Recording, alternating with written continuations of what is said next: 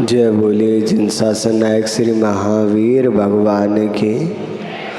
जय बोले परम पूज्य आचार्य भवन गुरुदेव वसुनंदी महामुनि राज्य की। मुनि श्री संयमानंद महाराज की।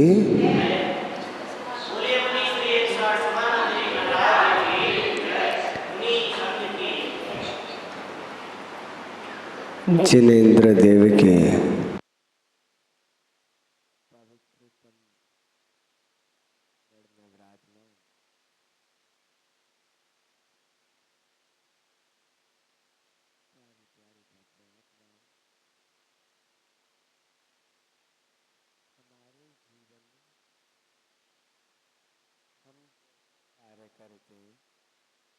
उसके अनुरूप ही हमें फल की प्राप्ति होती है। अगर हम बुरा करेंगे तो बुरा होगा, अच्छा करेंगे तो अच्छा होगा।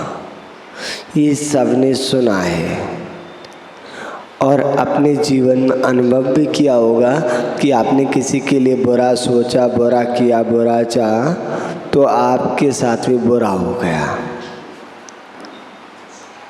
एक छोटी सी कथा उसमें बताया है कि कैसे जिसने कभी किसी का बुरा नहीं सोचा उसका कोई बुरा नहीं कर सकता, और जिसने बुरा करने का प्रयास किया उसके साथ बुरा हो गया। ये घटना कोई काल्पनिक घटना नहीं, इसी भारत देश की घटना है। इस भारत देश में एक जगह है झांसी। उस झांसी में यूं तो अनेक वीर और वीरांगनाओं ने जन्म लिया। समय समय पर अनेकों महापुरुषों का संयोग, उनके चरण कमल उस भू पर पड़े। उसी झांसी में एक जैन मंदिर था। वहाँ पर आए दिन दिगंबर संतों का प्रवास रहता। आते, उपदेश होता, आहार आदि होता। सब लोग मुनिराज की चर्या से बड़े प्रभावित थे। लोग आते और देखते, देखो पंचम काल में भी ऐसी साधना करने वाला कोई है? पंचम काल में भी कोई ऐसी कठोर तप कर सकता है? 24 घंटे में एक बार जल लेना, पूरा जीवन पद विहार करना, सर्दी गर्मी इन सारे दुखों को सहन करना। और इस तप से प्रभावित होकर एक मुसलमान भाई ने उनके उपदेशों को अपने अंतरंग में उतार लिया और उस पे ऐसा प्रभाव पड़ा कि वह प्रतिदिन जैन मंदिर जाने लगा। लेकिन अपनी बिरादरी का कोई दूसरी जगह जाए तो लोग पूछते हैं, भाई तुझे क्या हो गया? अभी कुछ दिन पहले माननीय श्री MS बिट्टा आए थे हमारे पास, आतंकवादी मोर्चा अध्यक्ष, बड़े भद्र परिणामी और गुरुओं की सेवा में सदैव लगे रहते हैं। और जैनिज्म में बड़ी श्रद्धा है। उनकी एक बात हमें बहुत प्यारी लगी। उन्होंने कहा, महाराज जी मुझे एक आशीर्वाद दो। हमने पूछा क्या? तो बोले, महाराज मेरा जब मरण हो तो जब मेरे शरीर को जलाया जाए तो मुझे पालीताना में जलाया जाए, उस सिद्ध क्षेत्र पे जलाया जाए, उस देव भूमि पे जलाया जाए, और वहाँ चारों तरफ एक ही गूंज हो, नमोकार महामंत्र की। उन्होंने बताया एक बार, पहली बार जब उन्होंने दिगंबर संतों के दर्शन किए तो अपना मस्तक गुरु चरणों में झुका दिया।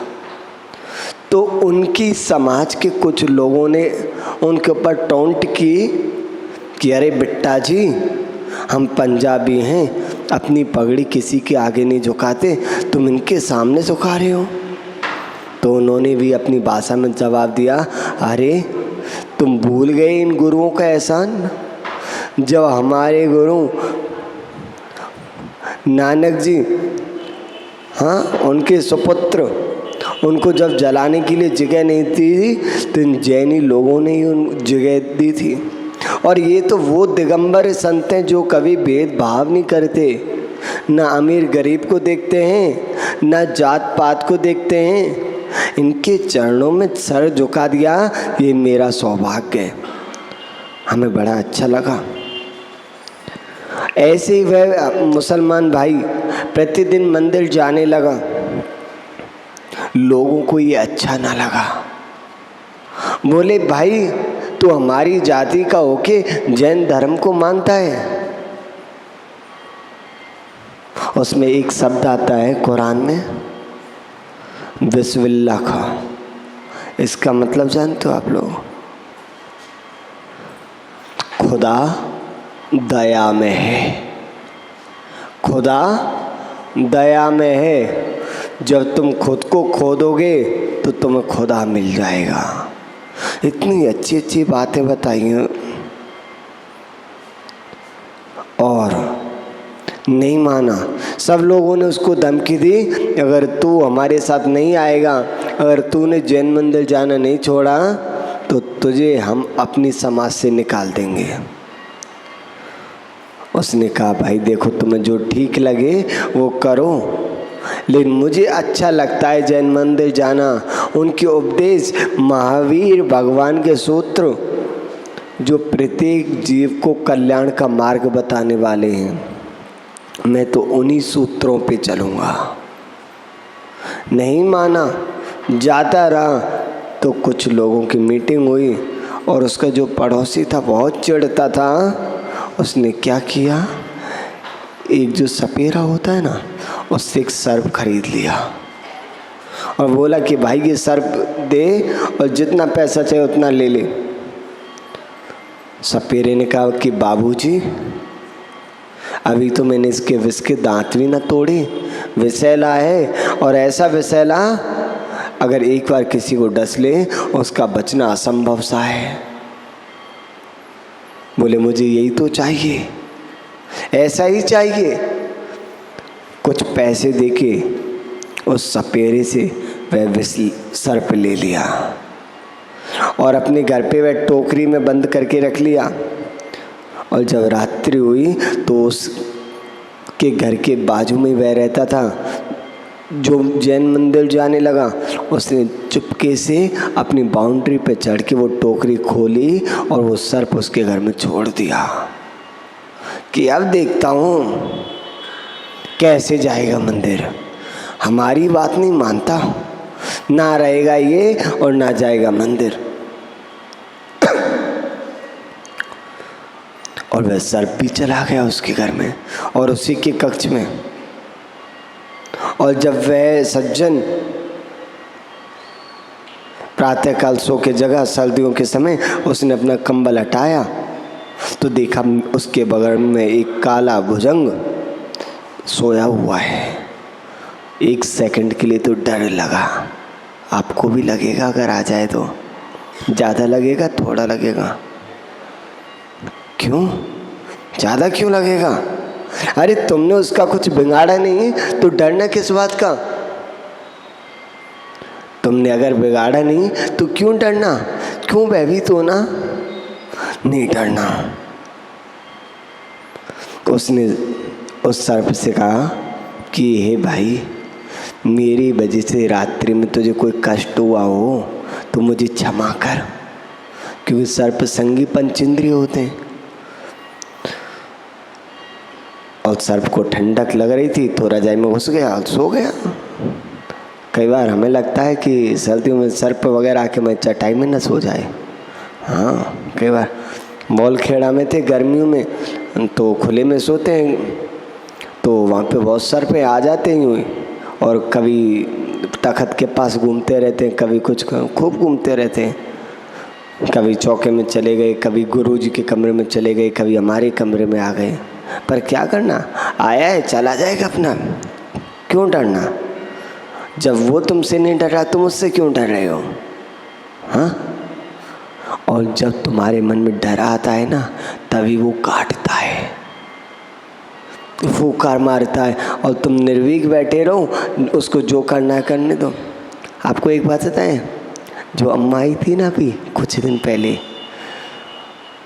कई बार की बात है, भोजन बनाती थी तो हम गए तो बोले हमको कि अरे बेटा तुम्हें पता है, मैंने क्या, एक सर्प आया और बगल में बैठ गया। हमने कहा फिर क्या किया तुमने? मैं क्या करूँगी, करेगा वो करेगा, कुछ तो किया होगा। मैं अपनी रोटी बनाती रही, वो चला गया अपने आप। मैं बहुत बढ़िया, हाँ आया बगल में से निकल गया, मैं अपना काम करती रही, वो अपना काम करके चला गया। हाँ, अगर मैं उसे परेशान करूँगी तो वो मुझे परेशान करेगा। हमने कहा बहुत बढ़िया अम्मा। हाँ, यही होता है।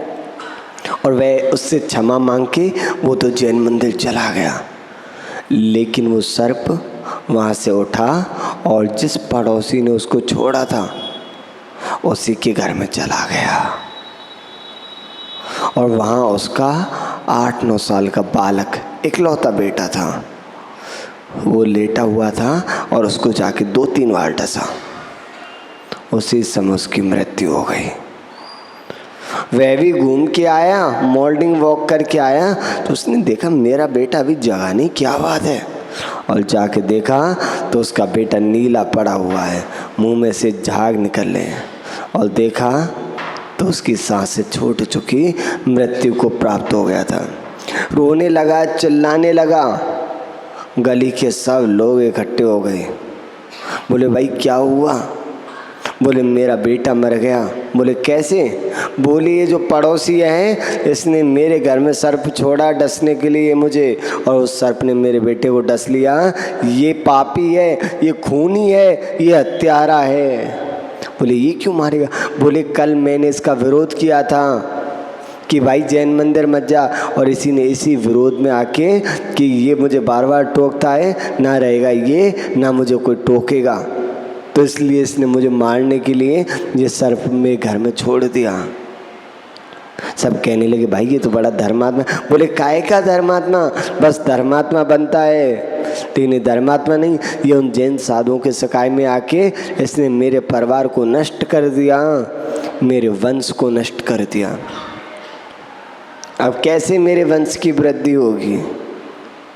बहुत लोग आते हैं, महाराज कोई उपाय बताओ वंश वृद्धि का। हमारे घर में आज ही आए थे एक व्यक्ति, बोले 2 बेटी हैं, बेटा नहीं है। तो पहले तुम नहीं बताते थे, लेकिन अब बताते हैं। हमारे ग्रंथों में पढ़ा था तो उसमें आया था, एक श्लोक है वो स्मरण में नहीं आ रहा, कि जो मुनि राज को भोजन कराने के बाद स्वयं भोजन करता है और जो किसी की निंदा नहीं करता, उसका वंश कभी निर्बीज नहीं होता, उसका वंश नष्ट नहीं होता।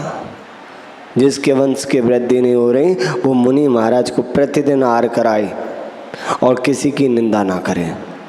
फिर देखो धर्म का कमाल। पुलिस आ गई और उसको गिरफ्तार करके ले जाने लगी, तो बहुत सारे लोग थे, उन्हीं में एक वृद्ध बाबा जी आए, बोले भाई क्यों इस भले मानव को सता रहे हो तुम? इसकी गलती क्या है? एक दिगंबर संत के प्रवचन सुन के, उपदेश सुन के उनके मार्ग को अपना रहा है तो अपनाने दो, हमको क्या? और ये हमारा विरोध नहीं कर रहा, हम इसका विरोध क्यों करें? और उसे समझाया, सुन क्यों इससे दुश्मनी ले रहा है? तूने इतना विरोध किया तो तेरा बेटा मर गया, अभी तेरी पत्नी है और तेरे परिवार में माता पिता हैं, सब हैं, तुझे वो प्यारे नहीं है क्या? बोले धर्मात्मा को मत सता, अगर इसे सताएगा तो नियति तुझे ना छोड़ेगी, प्रकृति तुझे ना छोड़ेगी। अरे अपने अल्लाह ने सिखाया है सब पे दया करो, तुम उसे मारने जा रहे हो। अरे अपने अल्लाह ने सिखाया कभी किसी जीव की हिंसा मत करो, तुम इसको मारने के लिए सर्प छोड़ दो। बोले नहीं मैंने नहीं मारा। बोले अब तो सच बोल दे, तेरा बेटा भी चला गया तेरे हाथों से, अब भी तू नहीं मान रहा। तो उस बात को सुनकर रोने लगा और कहने लगा, हाँ भाई मैंने ही इसको मारने के लिए सर्प छोड़ा था, लेकिन देखो मैंने इसको मारने की भावना भाई, लेकिन उस सर्प ने आके मेरे ही बेटे को डस लिया। महान भाव। तो जीवन में हमेशा एक बात ध्यान रखना, किसी को बुरा करने से पहले ये सोच लेना उसका बुरा हो ना हो, लेकिन आपका बुरा होना तो पक्का है। उसके पुण्य का उदय नहीं हुआ तो शायद आप उसके बुरा करने में निमित्त बन जाओ, लेकिन उसके पुण्य का तीव्र उदय हुआ तुम कुछ नहीं कर पाओगे। लेकिन हाँ इतना जरूर है, तुम्हारी आत्मा में बहुत पाप का बंध हो जाएगा, बहुत पाप का बंद हो जाएगा। इसलिए कभी बुरा किसी का मत जाना, किसी का भी। महाराज क्या करें, उसने हमारे साथ इतना बुरा किया, हमारे पैसा लेके भग गया, उधार देते हैं, उसके लिए क्या दुआ मांगे मंदिर में हैं?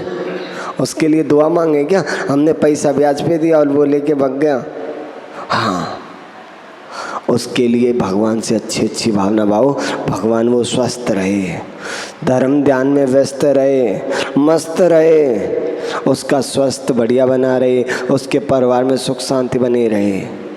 और फिर देखो तुम कमाल, 3 महीने में 6 महीने में वो खुद आएगा, बोलेगा भैया ये ले तेरे पैसे।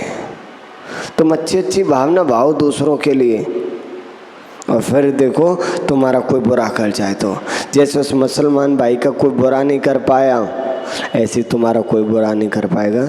इसलिए जीवन में सबके लिए अच्छा अच्छा सोचो, अच्छा अच्छा करो, ठीक है।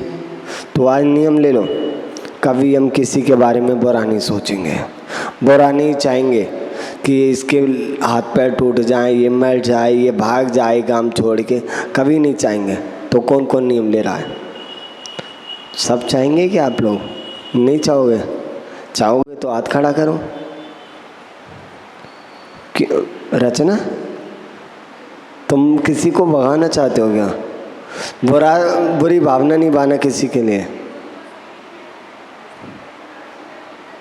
बहुत बढ़िया, तुम चाहते रहो, ये नहीं चाहेंगे। बताओ आप कौन कौन भावना बाते हो कि हम कभी भी किसी का बुरा नहीं चाहेंगे? बहुत बढ़िया, बहुत बढ़िया। बताओ, एक हाथ नहीं उठ रहा। नहीं चाहेंगे, बहुत बढ़िया।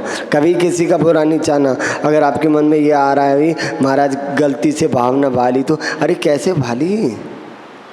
अरे तुम बुरा किसी का क्यों चाह रहे हो? तुम्हारा बुरा चाहने से उसका बुरा कभी नहीं होगा, लेकिन तुम्हारा बुरा जरूर हो जाएगा। तो मान भाव, आपके जीवन में हमेशा सुख शांति बना रहे, हमेशा अच्छा बना रहे, आपके लिए आशीर्वाद। जावाणी के ज्ञान से सो जलो कलो, सो वाणी में सदा। हे जनवाणी भारती तो जप उदयन, जो तेरी शरण आ गए सो पावे सुख चैन। दासंग जनवाणी माता की।